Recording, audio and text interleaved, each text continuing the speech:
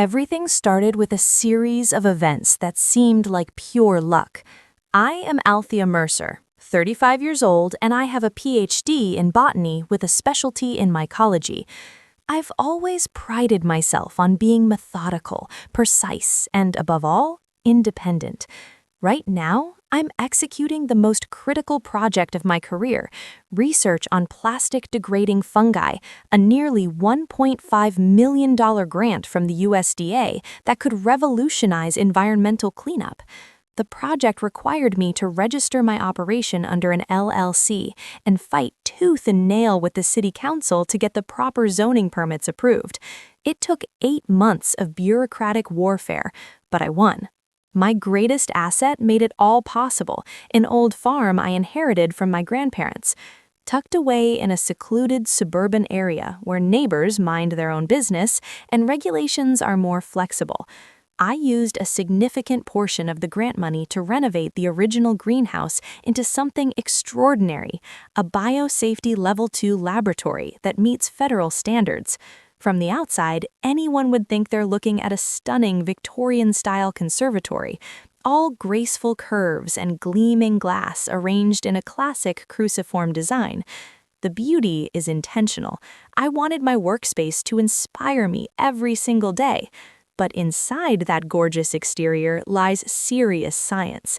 Negative pressure ventilation systems hum quietly, maintaining perfect air circulation. Humidity sensors monitor conditions down to the decimal point. Temperature controls keep everything stable within 0.5 degree Fahrenheit.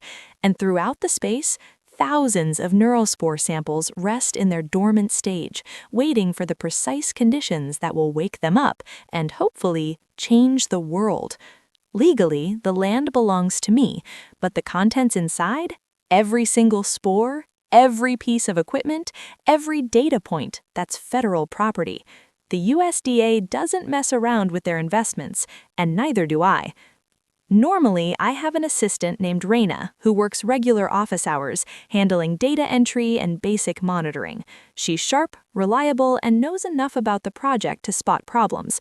But Raina takes weekends off, which means Saturday and Sunday are just me and the automated systems. My family has never understood what I do. My parents, Silas and Marjorie Mercer, are retired civil servants who spent their careers pushing papers and counting days until pension. My sister Clementine is 29 and fancies herself some kind of social media influencer, though her follower count suggests otherwise. To them, my work has always been growing ornamental plants or playing in the dirt. They've never bothered to learn the difference between a greenhouse and a federal research facility. 5 months ago, the family dynamics took a turn that should have been a red flag. My mother cornered me during Sunday dinner with what she clearly thought was a brilliant idea. "Althea, honey," she said in that sweet voice that always precedes trouble, "Clementine and I have been talking about her wedding venue." I kept eating my pot roast, hoping this conversation would stay theoretical. "That conservatory of yours," she continued, "it looks so natural, so upper-class trendy. All that glass and those beautiful iron frames, it would be perfect for a wedding, very Instagram-worthy." The fork froze halfway to my mouth. "Mom, absolutely not." "But, sweetie." "No." I sat down my utensils and looked directly at her. "What I have out there is not a party venue. It's a federal research facility with active biological materials. There are biohazards, there are contamination protocols, there are laws." My father, Silas, leaned forward with that patronizing expression he perfected during his decades in municipal administration. "Now, Althea, don't you think you're being a little dramatic? It's just plants." "It's not just plants, Dad. These are genetically modified organisms that could pose serious health risks if mishandled. The space is under federal jurisdiction. I could lose my career, my funding, everything." Clementine, who had been scrolling her phone during this entire conversation, finally looked up. "Come on, Althea, it's my wedding. Family should come first." "Family doesn't ask family to commit federal crimes." The table fell silent after that. I explained the biological hazards in terms even they could understand. I talked about the negative pressure systems, the contamination risks, the federal oversight. I watched their faces carefully, looking for any sign that they grasped the seriousness of what they were asking. When they nodded and changed the subject, I assumed they understood. I thought they respected my profession enough to accept my refusal. I was catastrophically wrong. My fatal weakness has always been my need for family validation. Despite their dismissiveness, despite their inability to understand my work, I still craved their approval. I wanted them to be proud of me, to see that I wasn't just their weird daughter playing with dirt. I was a scientist making a real difference. That weakness made me blind to what came next. According to the schedule they gave me, Clementine's wedding was still 3 weeks away. They'd been planning for months, showing me venue photos, asking for my input on flowers, treating me like I'd naturally be part of the celebration. I had even started thinking about what dress to wear as her bridesmaid. The reality was devastating. The wedding was actually scheduled for 2 weeks from now. They had lied about the date from the very beginning, ensuring that I wouldn't be present at my own sister's wedding. But more than that, they had lied to create an opportunity. The week before the actual wedding, which I still believed was 3 weeks out, my parents showed up at my lab with what seemed like a peace offering. "Surprise!" my mother announced, waving an envelope like a magic wand. "We got you something special." Inside was a 3-day, 2-night vacation package to something called the Mountain Vista Eco Lodge Retreat, tucked away in the mountains about 3 hours north. "We want you to truly rest," my father said, his voice warm with what seemed like genuine concern. "Let your spirit be completely at ease. We need you in your best state to be Clementine's bridesmaid." My mother nodded enthusiastically. "I found this place while I was looking for honeymoon spots for Clementine. The reviews are incredible. Digital detox, nature walks, meditation sessions. You work so hard, honey. You deserve this." I looked at the brochure. The lodge did look peaceful, all natural wood and stone, surrounded by pine trees, with promises of organic meals and sunrise yoga. The timing seemed reasonable. My project was in its incubation phase, meaning most of the work was automated. The system monitored itself, sending updates to my phone app. Everything had battery backup and a generator for emergencies. Besides, I was under pressure from the USDA sponsors for a comprehensive progress report. Taking 3 days to decompress before tackling that massive document actually sounded like responsible self-care. "You really think I should go?" I asked. "Absolutely," my mother said. "Consider it our gift. We want our bridesmaid looking radiant and relaxed." The more I thought about it, the more sense it made. 3 days away wouldn't hurt anything. The automated systems could handle themselves for a long weekend. Raina would be back Monday morning if anything went wrong. And honestly, I had been feeling the pressure lately. A little mountain air might be exactly what I needed. I left at noon on Friday, my car loaded with hiking boots and the novel I'd been meaning to read for months. Raina left work at her usual 5 p.m., locking up the lab and activating the weekend security protocols. As I drove toward the mountains, windows down and music playing, I felt something I hadn't experienced in months: genuine relaxation. For the next 72 hours, I would have no responsibilities except to myself. I had absolutely no idea that for the next 72 hours, my conservatory would be turned into hell. At 6 p.m. on Friday, exactly 1 hour after Raina left for the weekend, my parents set their plan in motion with the precision of career bureaucrats who understood how to manipulate systems. They had found exactly the right kind of locksmith for their purposes, the type who operates out of a van, takes cash payments, and doesn't ask too many questions about proper licensing or verification procedures. When he arrived at my front gate, he found what appeared to be a straightforward family emergency.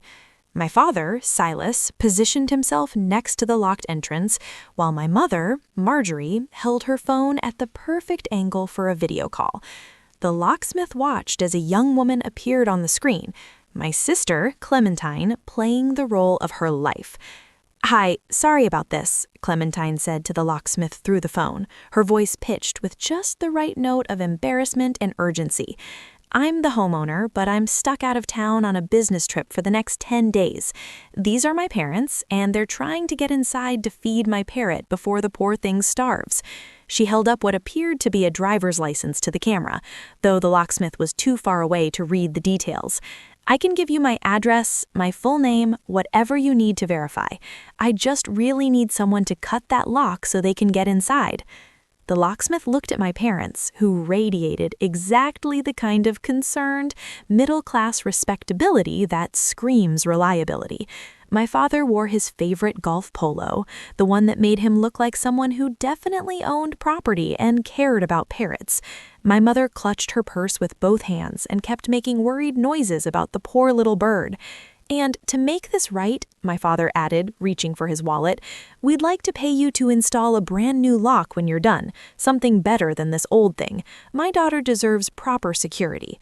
The locksmith bought every word. Why wouldn't he? They were offering to pay him twice, once to cut the lock, once to install a replacement. They had the homeowner on video giving explicit permission. They looked exactly like the kind of people who would drive across town to save a pet. Within 20 minutes, my front gate swung open, but the real violation was just beginning. Once inside my property, they walked straight toward the conservatory, and that's when they encountered what should have stopped them cold: bright yellow warning signs posted at every entrance. "Warning, Federal Research Site, biohazard, authorized personnel only, protective equipment required." Instead of fear, instead of recognition of what those signs meant, I later learned that my mother looked at them and scoffed. "Silas, look at this nonsense," she said, her voice dripping with disdain. "That girl always over-dramatizes everything. Take these down for me, will you? They look absolutely hideous. How are we supposed to take proper wedding photos with these eyesores everywhere?" This was the moment that transformed their plan from simple trespassing into something far more serious: the willful sabotage of federal safety warnings. But in their minds, they were just clearing away their dramatic daughter's unnecessary decorations. My father systematically removed every single warning sign and stacked them behind the tool shed where they wouldn't spoil the aesthetic. Then, together, they located the main electrical panel and shut off the security camera system. "There," my mother said, dusting off her hands. "Now we can work in peace." The next call was to Clementine, and I can only imagine the triumph in her voice when she answered. "We captured the garden house," my father announced. Clementine immediately contacted her event planning company, the same agency she'd been stringing along for weeks, telling the venue was almost confirmed and just waiting for final family approval. Within minutes, she had crews scheduled to arrive Saturday morning for setup. Meanwhile, 3 hours north in the mountains, I was settling into my eco-lodge experience with absolutely no awareness of the disaster unfolding at home. The lodge was everything the brochure promised: rustic but comfortable, with a dining room that served organic everything, and a schedule of activities designed to disconnect guests from their usual stress. I attended the evening meditation session, ate dinner by candlelight, and retired early with genuine contentment. Before bed, I decided to check my work systems one last time. Using the lodge's Wi-Fi, I opened the monitoring app on my phone. The camera system showed signal loss, but that wasn't unusual. The wireless cameras sometimes had connection issues, especially during weather changes. More importantly, all the biological indicators looked perfect. Temperature, stable. Humidity, optimal range. Air pressure, normal. CO2 levels well within parameters. I reassured myself. Must just be a camera system glitch. Everything else is running perfectly. I went to sleep with complete peace of mind, believing my conservatory was secure and operating exactly as designed. I had no way of knowing that those normal readings were about to be shattered by human interference. Saturday morning brought the invasion in earnest. The event crew arrived at 8 a.m. sharp, 3 trucks full of professionals who specialized in transforming spaces into wedding venues. When they first saw my conservatory, they were genuinely impressed. "This is incredible," the lead coordinator told my parents. "Victorian architecture, all this natural light, those gorgeous iron frames. Your daughter has exquisite taste." My mother beamed as if she'd designed the space herself. We knew it would be perfect for our Clementine's special day. The crew got to work with the efficiency of people who'd done this hundreds of times, but their expertise was in event planning, not biosafety protocols. They had no idea they were setting up a party inside an active research facility containing genetically modified organisms. The cruciform design of my conservatory made their job almost too easy. The intersection of the cross, which I had specifically designed as the main ventilation area where air circulation was strongest, became the obvious choice for the central stage. They installed the DJ booth and dance floor right where the negative pressure systems worked hardest to maintain safe air quality. My high-powered photosynthesis lamps, designed for providing specific light wavelengths for fungal cultivation, were repurposed as fantastic stage lighting, according to my mother's enthusiastic direction. The south wing, where I stored tools and prepared soil samples, was transformed into an elaborate buffet and bar area. Tables appeared, linens were draped, and bartenders began setting up stations for what would obviously be serious drinking. The north wing, where I grew dense, climbing vines as part of my research into plant-fungal symbiosis, became the altar. The event crew attached fake white flowers to my living specimens, creating what they clearly thought was a romantic, natural setting for the ring exchange ceremony. By 10 a.m. Sunday morning, the transformation was complete. My scientific sanctuary had become a wedding venue that would have graced the cover of any bridal magazine. Clementine had arranged for 10 different camera angles to live stream the entire event. This wasn't just about celebrating her marriage, it was about monetizing it. She expected to earn serious advertising revenue from what she promoted as the most unique wedding venue you've ever seen. Everything looked absolutely perfect. None of them had any idea that they had just created the perfect conditions for biological disaster. At 11 a.m. Sunday morning, Clementine's wedding officially began. The guest list read like a who's who of our district's elite: law partners who handled million-dollar cases, investors with portfolios that could fund small cities, and, most importantly, the groom's CEO, a man whose approval could make or break careers. 150 people filled my conservatory, not counting the service staff, event managers, and photography crews. These weren't just any guests. These were exactly the kind of high-profile individuals whose presence could launch Clementine's influencer career into the stratosphere. Her livestream was already performing beyond her wildest dreams. Over 300,000 concurrent viewers had tuned in to watch what she'd been promoting all week as the most unique wedding venue you've ever seen. The irony was devastating. The more successful the event appeared, the more catastrophic the consequences would be. Beneath the glamorous facade, disaster was already beginning. The fungi I was researching weren't inherently dangerous under normal circumstances. They were specifically chosen for their plastic-degrading properties, their stability, and their generally benign nature. But my monitoring systems had been carefully calibrated to detect one critical danger. Under anaerobic conditions, or when CO2 concentrations exceeded specific thresholds, these organisms produced a mild hallucinogen as part of their natural stress response. It was a defense mechanism millions of years in the making. When the fungi felt threatened, they released chemical compounds designed to disorient potential threats until conditions improved. The wedding guests had created the perfect storm. When the DJ started playing music with heavy bass lines, the sound waves reverberated through the glass structure. When 150 people began breathing together in the sealed environment, CO2 levels started climbing rapidly. When they transformed my carefully ventilated space into a dance floor, they inadvertently disabled the air filtration system by blocking crucial vents with their staging.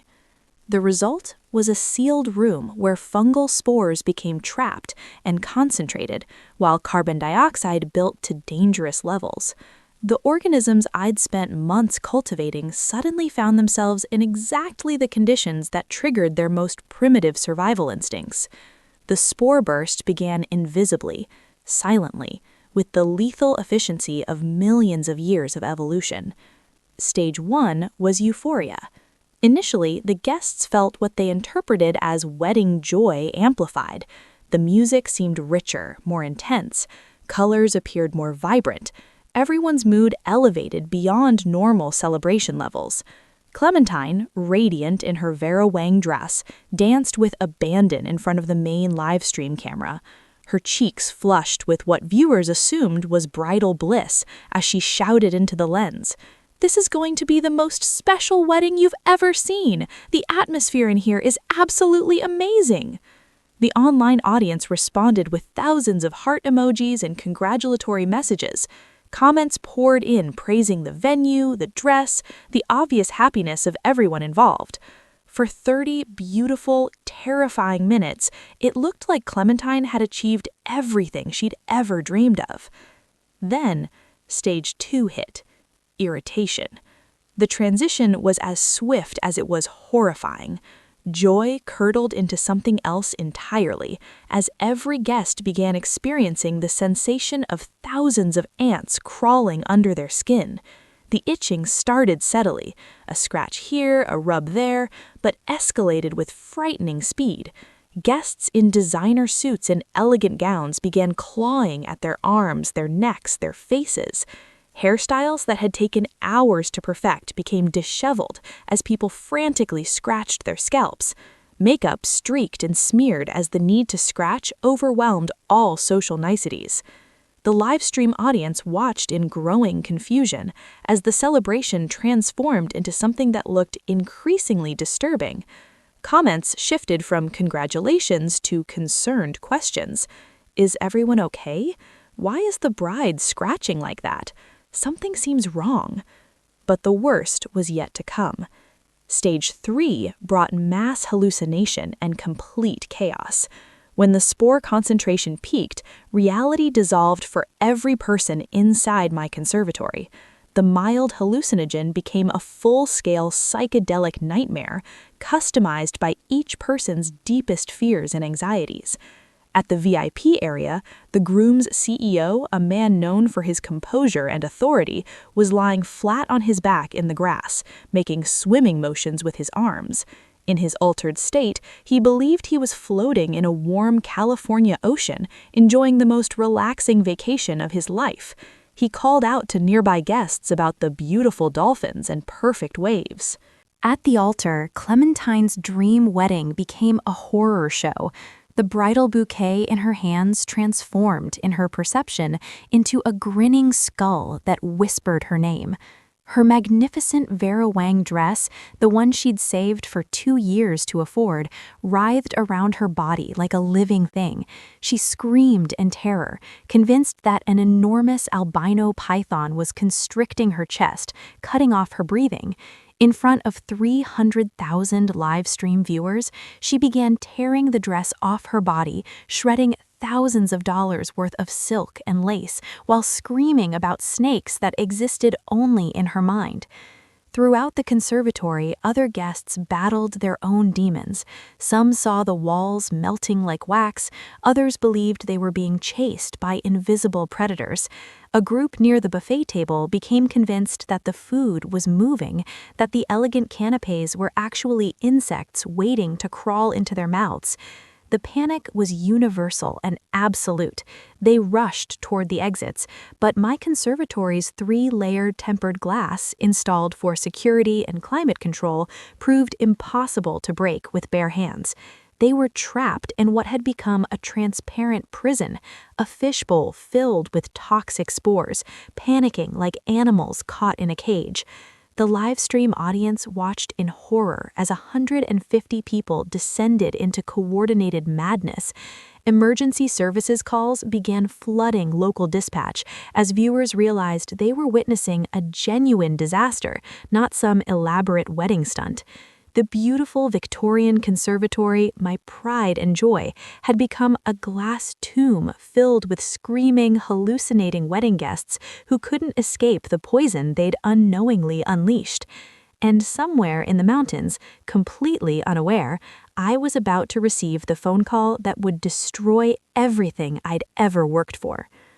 At exactly 12 p.m., just as the chaos inside my conservatory reached its horrifying peak, I finished my final activity at the Mountain Vista Eco Lodge and began my descent down the winding mountain road. For 3 days, I'd been living in blissful ignorance, hiking nature trails, practicing meditation, and reading my novel by the fireplace. The digital detox had worked exactly as advertised. I felt refreshed, centered, and ready to tackle that progress report for the USDA. As my car reached lower elevation and cell towers came back into range, my phone exploded back to life with the fury of suppressed notifications. The first thing I heard was the relentless chiming of emergency alerts from the Garden app. Red warnings cascaded down my screen like digital blood. Critical temperature spike, CO2 levels extreme, pressure system failure, contamination alert. But it was the missed calls that made my hands shake. 47 calls from Raina, 16 voicemails, text messages that grew increasingly frantic as the timestamps progressed. I pulled over at a scenic overlook, my heart hammering as I played Raina's messages in chronological order. "Hey, Alfia, it's Raina. I know it's Sunday morning, but something's weird with the Garden app. Can you call me back?" That was 9:30 a.m., her voice calm but concerned. "Althea, please pick up. The readings are going crazy. Temperature's spiking, CO2 is through the roof. I'm driving over there right now." 10:15 a.m., panic creeping in. "Oh my God, Althea, there are cars everywhere. There's a party happening at your lab, a wedding. I can see people through the glass and the readings are..." 10:45 a.m., her voice breaking. "You need to see this live stream. Your sister's wedding is happening inside your lab, and they're acting insane. Please watch the stream and call me back immediately."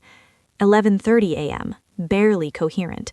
With trembling fingers, I opened social media and searched for Clementine's account. What I found was a hellscape broadcasting live from the place I dedicated my career to protecting. The video showed my beautiful conservatory transformed into a scene from a nightmare. Elegant wedding guests writhed on the floor, scratching at their skin like animals. My sister, still in her destroyed wedding dress, sat rocking in a corner, tears streaming down her face as she stared at something only she could see. The groom's CEO continued his imaginary swimming, occasionally calling out about sea creatures that didn't exist. Local police cars surrounded the exterior of my property.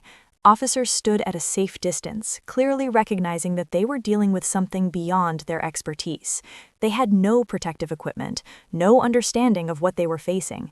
If they rushed inside to help, they would only become additional victims. The livestream comment section was pure chaos.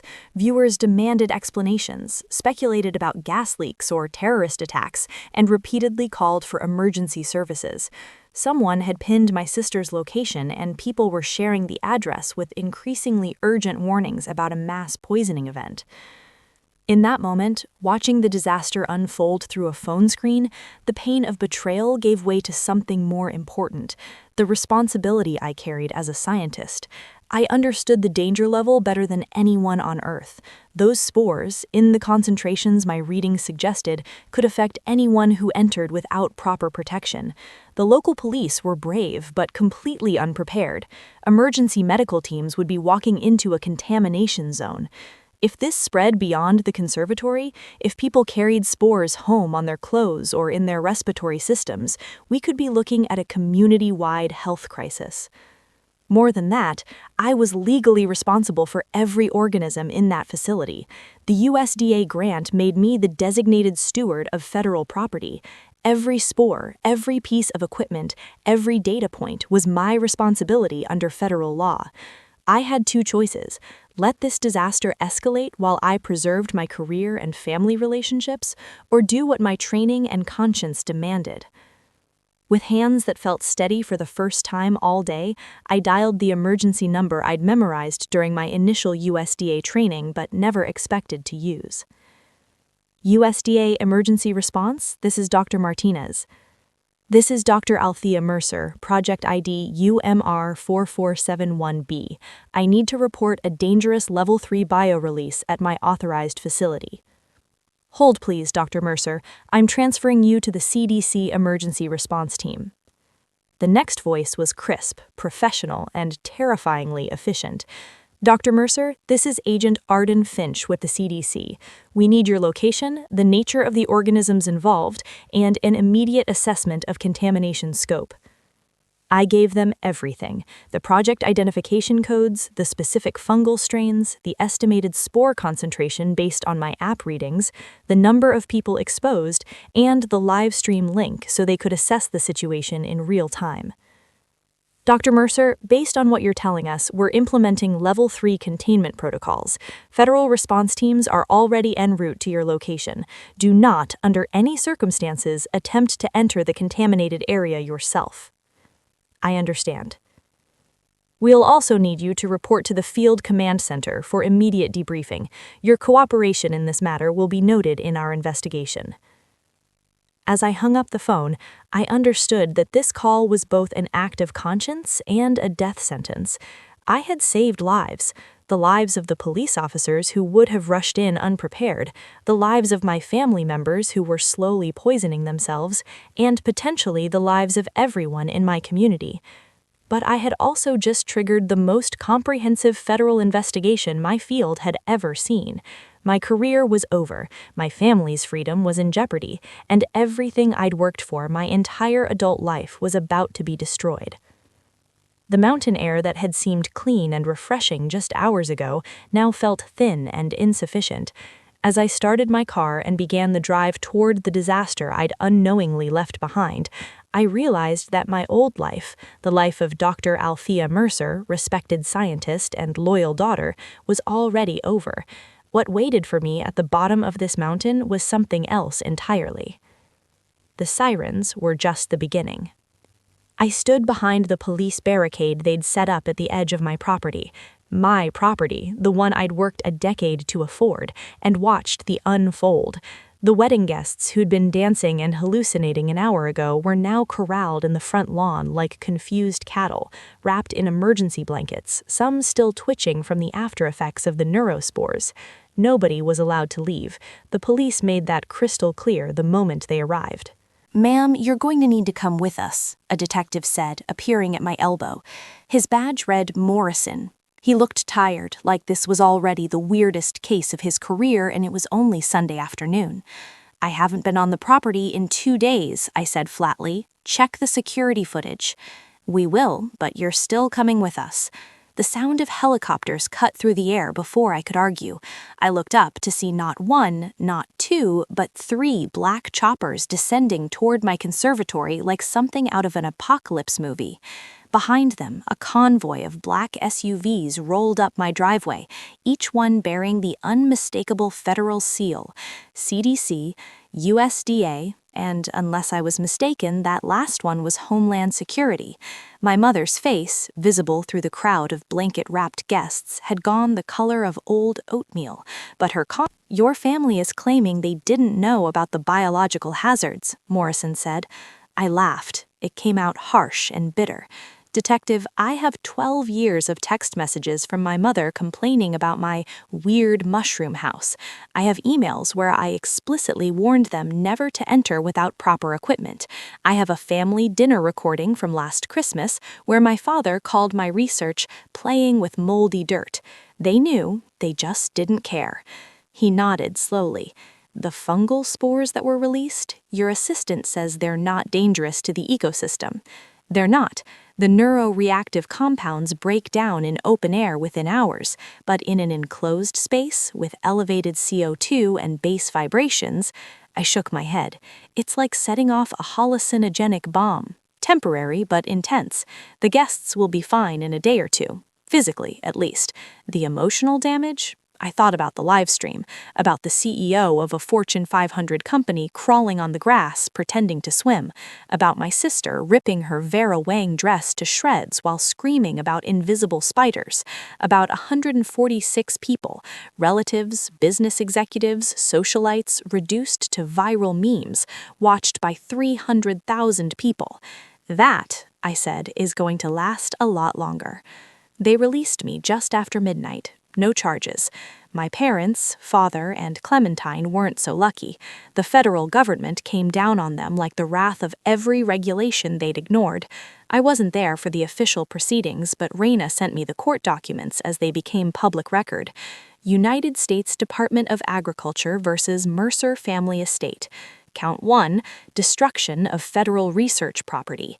The warning signs they'd removed? Each one was federal property. Each one bore a government seal. Removing them wasn't just trespassing, it was tampering with a federal research site. Count 2, causing risk of biological release. Even though the spores weren't dangerous to the environment, the potential for contamination triggered a mandatory federal response. Ignorance, the judge ruled, was not an excuse when the warnings had been clearly posted. The restitution demands arrived first. Grant restitution, $1,500,000. The entire project was contaminated, and the government wanted every penny back, plus damages. Environmental cleanup and hazardous waste disposal, $250,000. They'd got in a 30-person hazmat team, destroyed every piece of furniture, excavated the contaminated soil, and sterilized the entire structure. Federal fine under the Plant Protection Act, $500,000. Maximum penalty for willful removal of biosafety signage. Total government liability, $2,250,000. My parents' homeowners insurance? Denied. Every cent of coverage. Rejected with a single brutal sentence. This policy does not cover intentional criminal acts or violations of federal biosafety regulations. My father actually called me after he got that letter. I let it go to voicemail. I deleted it without listening. Then came the guests, 150 people united in their fury and humiliation. They hired a law firm that specialized in class action suits, and that firm smelled blood in the water. The lawsuit landed like a guillotine. Medical costs. Every single guest had been rushed to the ER. Ambulances, emergency antidotes, toxicology screenings, psychiatric evaluations for the hallucinations. The bills averaged $2,500 per person. 146 guests times $2,500 equals $365,000. Personal property damage. The hazmat team hadn't just sterilized the conservatory, they'd destroyed everything inside. Vera Wang wedding dresses dissolved in chemical spray, Armani suits incinerated as contaminated material, Dior handbags, Rolex watches, custom Italian shoes, all gone. The lawyers assigned an average value of $10,000 per guest in destroyed property. 146 guests times $10,000 equals $1,460,000. Emotional distress and public humiliation. This was the big one. The live stream had gone nuclear. Within 24 hours, it had been viewed over 3 million times. Memes flooded social media. The CEO swimming on grass, my sister's dress ripping meltdown, a state senator crying about demons in the roses. These weren't just embarrassed wedding guests, they were public figures, business leaders, socialites whose reputations were currency. The emotional distress claims ranged from $50,000 to $100,000 per person, depending on their public profile and the severity of their viral humiliation. Estimated total, $10 million. I read the lawsuit documents in my hotel room. I'd checked into a Holiday Inn 40 miles away, unable to stomach being near the property, and felt something cold and satisfied settle in my chest. They'd wanted a lavish wedding. They'd gotten a national scandal. The final tally came 3 weeks later when all the legal proceedings had been consolidated into a single judgment. Total liability, $14,475,000. My parents didn't have that kind of money. Nobody in our family did. The law firm where Clementine's new husband worked, they fired him within 48 hours, cutting ties before the scandal could contaminate their reputation. His career, built on family connections and Ivy League credentials, evaporated overnight. My parents were forced to sell the house, the 4-bedroom colonial they'd lived in for 30 years, the one my mother had decorated with such pride. The bank seized it for a fraction of its value. Even that wasn't enough to cover the debts. They declared bankruptcy. But bankruptcy doesn't erase restitution to the federal government. That debt follows you forever, garnishing wages, seizing tax returns, haunting every financial decision until death. My sister and her husband divorced 6 weeks after the wedding. The marriage lasted less than 2 months. She'd wanted a fairy tale. She got a financial nightmare and a humiliation that would follow her for life. Her influencer career, built on lifestyle envy and aspirational content, was finished. Nobody wanted to follow someone whose wedding was synonymous with public disaster. I should have felt triumphant. I should have felt vindicated. Instead, I felt hollow. The bank officer was efficient and impersonal as he pressed the bright orange foreclosure seal on the front door of my parents' house. It made a satisfying thunk as the adhesive caught, officially marking the end of 30 years of Mercer family history. I stood at the curb, engine running, watching through my car windshield. I hadn't planned to come. I'd told myself I was done, that I'd moved on, that watching their house being seized was beneath me. But some curiosity had pulled me here, or maybe it was the need for closure.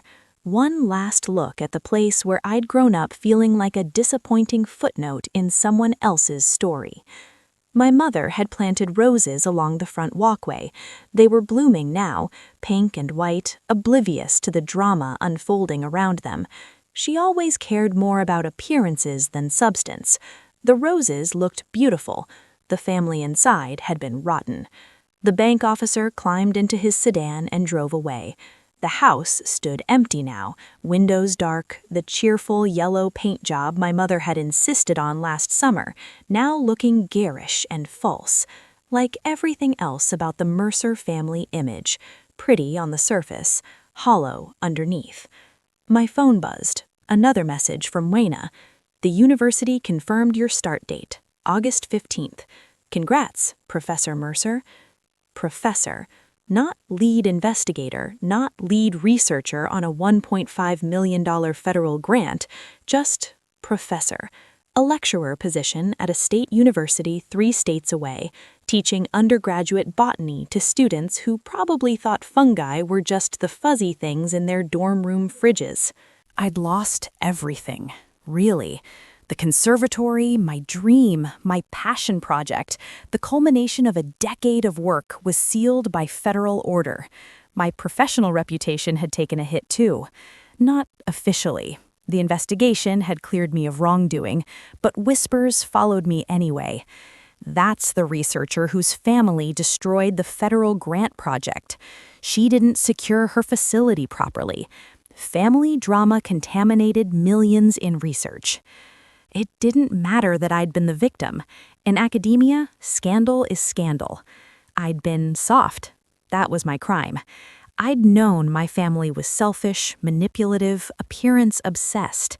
I'd known they resented my success, that they saw my work as weird and my achievements as somehow embarrassing compared to Clementine's Instagram-perfect life. But I'd never suspected they'd do this. I'd never imagined they'd break into a research facility, remove biohazard warnings, and host a wedding reception in a BSL-2 lab just to avoid paying venue rental fees. That failure of imagination had cost me everything. My phone buzzed again. This time it was a news alert. Viral wedding disaster results in record lawsuit settlement. I didn't click on it. I'd lived it. I didn't need to read about it. My family had lost everything because of greed, because they'd valued appearances over integrity, convenience over responsibility, social status over basic human decency. They'd looked at my life's work and seen nothing but a free venue and an inconvenient obstacle to their perfect wedding fantasy. I'd lost the grant. I'd lost the conservatory. I'd lost years of research and a career trajectory that had once seemed so promising. But they'd lost more. They'd lost their home, their savings, their reputations, and their futures. They'd be paying off debt until they died. Clementine's marriage had lasted shorter than most people's honeymoons. My father would never retire now. He'd be working until his body gave out. Every paycheck garnished to pay restitution to the government and compensation to the guests he'd poisoned with ignorance and arrogance. My mother's perfect family image, the one she'd curated so carefully for decades, had been incinerated in the flames of a wedding reception gone catastrophically wrong. The highway stretched out before me, heading west toward my new life. The sun was setting, painting the sky in shades of orange and purple that would have been beautiful if I'd had the energy to appreciate them.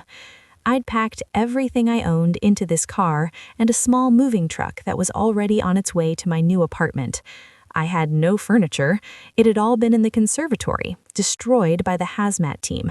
I had my clothes, my books, my diplomas, and my laptop. Everything else was gone. Starting over meant starting with nothing. But nothing was better than being tied to people who would destroy everything you built just to save themselves a venue rental fee. I merged onto the interstate and accelerated, leaving behind the town where I'd grown up, the family who'd betrayed me, and the dream project that had consumed a decade of my life. Somewhere ahead was Prairie State University, a fresh start, and the possibility, however small, that I might rebuild something worth keeping. I'd lost the grant, but my family had lost everything because of greed. That was the fair price of natural justice.